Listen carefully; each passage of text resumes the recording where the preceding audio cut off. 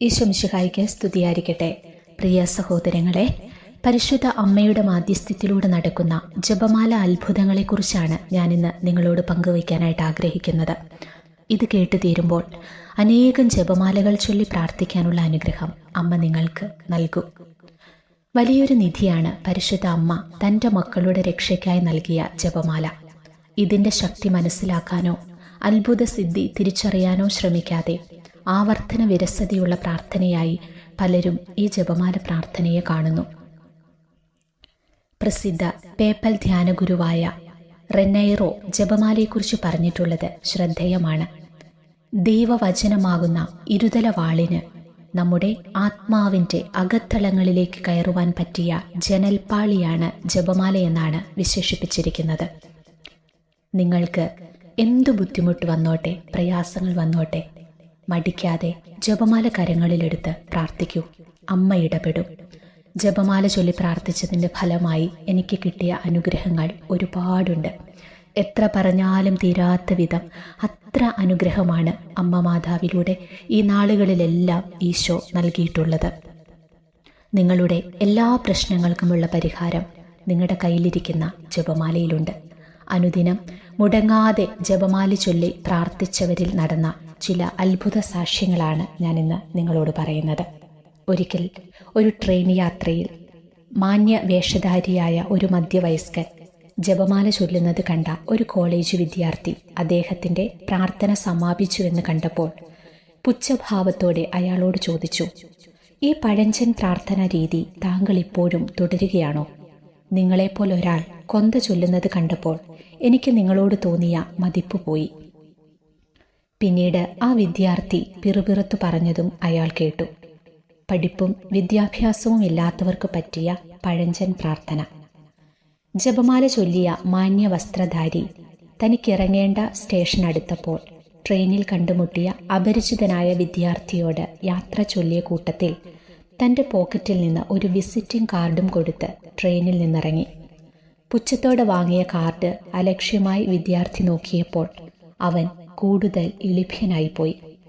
അതിലെ പേര് കണ്ട് അന്തം വിട്ടുപോയി. ലൂയി പാസ്റ്റർ, പ്രസിദ്ധ ശാസ്ത്രജ്ഞനും പ്രൊഫസറുമായ സാക്ഷാൽ വിഷബാധയ്ക്കുള്ള മരുന്ന് കണ്ടുപിടിച്ച വ്യക്തി. നമുക്ക് അറിവുണ്ടെന്ന് ഭാവിക്കും, പക്ഷേ തിരിച്ചറിവുകളില്ല എന്ന അറിവ് നമുക്കില്ലാത്തത് നാം പലപ്പോഴും വിസ്മരിച്ചു പോകുന്നു. രണ്ടാം ലോകമഹായുദ്ധകാലത്ത് ബോംബാക്രമണത്തിൽ നിന്ന് ജപമാല ശക്തിയാൽ രക്ഷപ്പെട്ട ഒരു യഹൂദനെക്കുറിച്ച് ആർച്ച് ബിഷപ്പ് ഫുൾട്ടൻ ജേഷൻ ഒരു സംഭവ കഥ പറഞ്ഞിട്ടുണ്ട്. യുദ്ധം കൊടുമ്പിരി കൊണ്ടിരിക്കെ ശത്രുപക്ഷത്തെ ഷെല്ലാക്രമണത്തിൽ നിന്നും രക്ഷപ്പെടുന്നതിനായി 5 ഒളിത്താവളങ്ങളിൽ അഭയം പ്രാപിച്ച ഇയാൾ തനിക്ക് ലഭിച്ച ജപമാല ചൊല്ലി പ്രാർത്ഥിച്ചതിൻ്റെ ഫലമായി ഓരോ രഹസ്യം ചൊല്ലിക്കഴിയുമ്പോഴും ഓരോ ബോംബ് ഒളിത്താവളത്തിൽ പതിക്കുകയും ആ സമയത്തിന് തൊട്ടു മുന്നേ ആരോ അതിൽ നിന്നും തള്ളിയിറക്കി വിടുന്നത് പോലെ രക്ഷപ്പെട്ട് അടുത്ത ഒളിത്താവളത്തിലേക്ക് അഭയം ഗമിക്കുമായിരുന്നു. ഇങ്ങനെ 5 താവളങ്ങളും തകരുകയും അതിലെ മറ്റുള്ളവരെല്ലാം പരിക്കുപറ്റി അപകടനിലയിലായപ്പോഴും ഈ യഹൂദ പടയാളി മാത്രം രക്ഷപ്പെട്ടു. ജപമാലയുടെ ശക്തി അയാൾ ശരിക്കും അനുഭവിച്ചറിയുകയായിരുന്നു. ഈ പോർമുഖത്ത് പരിശുദ്ധ കന്യകാമറിയമാണ് തന്നെ ഈ വലിയ ദുരന്തത്തിൽ നിന്ന് രക്ഷപ്പെടുത്തിയതെന്ന് ബോധ്യപ്പെട്ടതിനെ തുടർന്ന് ഈ യോദ്ധാവ് ജ്ഞാനസ്നാനം സ്വീകരിക്കുകയും ഒരു വൈദികനായി തീരുകയും ചെയ്തു. 1981 മെയ് 13 വിശുദ്ധ ജോൺ പോൾ രണ്ടാമൻ പാപ്പായ്ക്ക് വെടിയേറ്റത്. താൻ രക്ഷപ്പെട്ടത് പരിശുദ്ധ മറിയത്തിൻ്റെ പ്രത്യേക ഇടപെടൽ മൂലമുള്ള മഹാത്ഭുതമാണെന്ന് അദ്ദേഹം സാക്ഷ്യപ്പെടുത്തി. അതിനാലാണ് പാപ്പ ഫാത്തിമയിലെത്തി തൻ്റെ ശരീരത്തിൽ തുളച്ചു കയറിയ വെടിയുണ്ട 1992 മെയ് 31 ഫാത്തിമനാഥയുടെ കിരീടത്തിൽ സമർപ്പിച്ചത്. നാളിതുവരെ രേഖപ്പെടുത്തിയിരിക്കുന്ന പരിശുദ്ധ മറിയത്തിൻ്റെ പ്രത്യക്ഷീകരണങ്ങൾ 300-ലേറെയാണ്. ഇതിൽ 20-ാം നൂറ്റാണ്ടിലെ മാത്രം 20-ലധികമാണ്. ഇപ്പോഴും സ്ഥിരീകരിക്കാത്ത അമ്മ ദർശനങ്ങൾ കേരളത്തിൽ പലയിടത്തും നടക്കുന്ന വാർത്തകൾ നാം കേട്ടുകൊണ്ടിരിക്കുകയാണ്. 1571 ഗ്രീസിലെ ലെപ്രാൻഡോയിൽ സംഭവിച്ച ജപമാല അത്ഭുതം വിഖ്യാതമാണ്. തുർക്കികൾ ഇറ്റലിയും സ്പെയിനും ആക്രമിച്ച് കീഴടക്കാൻ യുദ്ധത്തിനൊരുങ്ങി. ഇതറിഞ്ഞ പിയൂസ് അഞ്ചാമൻ പാപ്പ ജനങ്ങളോട് ആഹ്വാനം ചെയ്തതിൻ പ്രകാരം വിശ്വാസികളെല്ലാവരും ജപമാല ചൊല്ലി പരിശുദ്ധ കന്യകാമറിയത്തിൻ്റെ മാധ്യസ്ഥ്യം യാചിച്ചു. പാപ്പ തന്നെ 3 ദിവസം ഉപവസിക്കുകയും മുട്ടുകുത്തി പ്രാർത്ഥന നടത്തുകയും ചെയ്തു.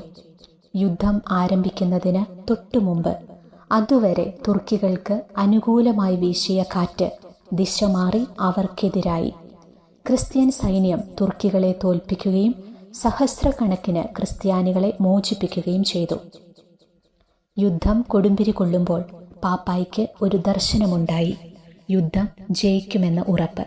ഇതേ തുടർന്ന് വിക്ടോറിയ വിക്ടോറിയ എന്ന് പാപ്പ ഉറക്കെ ഉദ്ഘോഷിച്ചു. അതായത് വിജയം വിജയമെന്ന്. ഈ വിജയത്തിൻ്റെ വിജയസ്മാരകമായാണ് ഒക്ടോബർ 7 വിജയമാതാവിൻ്റെ തിരുനാളായി പ്രഖ്യാപിച്ചതും പിന്നീട് അത് പരിശുദ്ധ ജപമാല രാജ്ഞിയുടെ തിരുനാളായി പരിവർത്തനം ചെയ്തതും. 18-ാം നൂറ്റാണ്ടിലും മുഹമ്മദിയരുടെ ആക്രമണത്തിൽ നിന്ന് യൂറോപ്പിലെ ക്രിസ്ത്യൻ രാജ്യങ്ങൾ രക്ഷപ്പെട്ടത് പരിശുദ്ധ കന്യകാമറിയത്തിൻ്റെ ജപമാലയുടെ ശക്തിയിലായിരുന്നു. 1-ാം ലോകമഹായുദ്ധത്തിലെ സങ്കലിത ശക്തികളുടെ സുപ്രീം കമാൻഡറായിരുന്ന മാർഷൽ ഫോഷ് എല്ലാ ദിവസവും എല്ലാ യുദ്ധമുഖങ്ങളിലും ജപമാല ധരിച്ചാണ് എത്തിയിരുന്നത്. മറ്റെന്തെല്ലാം കാര്യങ്ങൾക്ക് മുടക്കം സംഭവിച്ചാലും ദിവസവും ജപമാല ചൊല്ലുന്നതിൽ അദ്ദേഹം മുടക്കം വരുത്തുമായിരുന്നില്ല. ലൂർദിലെ വിശുദ്ധ ബർണദീത്തായുടെ കൂട്ടുകാരിയായിരുന്നു മാർഷൽ ഫോഷിൻ്റെ അമ്മ. ആ അമ്മയിൽ നിന്നു ലഭിച്ച ജപമാല ഭക്തിയിൽ അഭിമാനിച്ചിരുന്ന അദ്ദേഹം ഒരിക്കൽ പറയുകയുണ്ടായി, യുദ്ധത്തിൻ്റെ ഏറ്റവും ഭീകര ദിനങ്ങളിൽ പോലും, പകലും രാത്രിയും ഉറങ്ങാതെ ഞെരുങ്ങിയ ഘട്ടത്തിൽ പോലും ഞാൻ കൊന്ത ചൊല്ലാതിരുന്നിട്ടില്ല. അതിനാൽ എത്രയോ അപകട സാഹചര്യങ്ങളിൽ മാതാവിൻ്റെ സഹായം എനിക്ക് ലഭിച്ചിരിക്കുന്നു. ലോകസമാധാനത്തെ ബാധിക്കുന്ന സുപ്രധാനവും തന്ത്രപ്രധാനവുമായ തീരുമാനങ്ങൾ എടുക്കുന്നതിനു മുമ്പ് ഞാൻ ജപമാല ചൊല്ലുമായിരുന്നു. മരണാസന്നനായ ഒരു പടയാളിയുടെ എന്നോടുള്ള അന്ത്യവാചകം ഞാൻ മറക്കില്ല. ഒരു കാരണവശാലും ജപമാലയർപ്പണ മുടക്കരുത്. ജപമാല ഭക്തനായ മാർഷൽ ഫോഷിൻ്റെ ചിത്രം നമ്മുടെ മനസ്സുകളിൽ നിന്ന് മായ്ക്കാനാകുമോ? ഇതുപോലെ നിരവധി അത്ഭുത സംഭവങ്ങളാണ് ചരിത്രത്തിൽ രേഖപ്പെടുത്തിയിട്ടുള്ളതും വാമൊഴിയായി നിലനിൽക്കുന്നതുമായ ജപമാല അത്ഭുതങ്ങൾ. അതുകൊണ്ടാണ് പരിശുദ്ധ പിതാക്കന്മാർ കാലാകാലങ്ങളിൽ പലതും സ്ഥിരീകരിക്കുകയും പ്രഖ്യാപനങ്ങൾ നടത്തുകയും ഒക്കെ ചെയ്തിട്ടുള്ളത്. 1942 ഒക്ടോബർ 13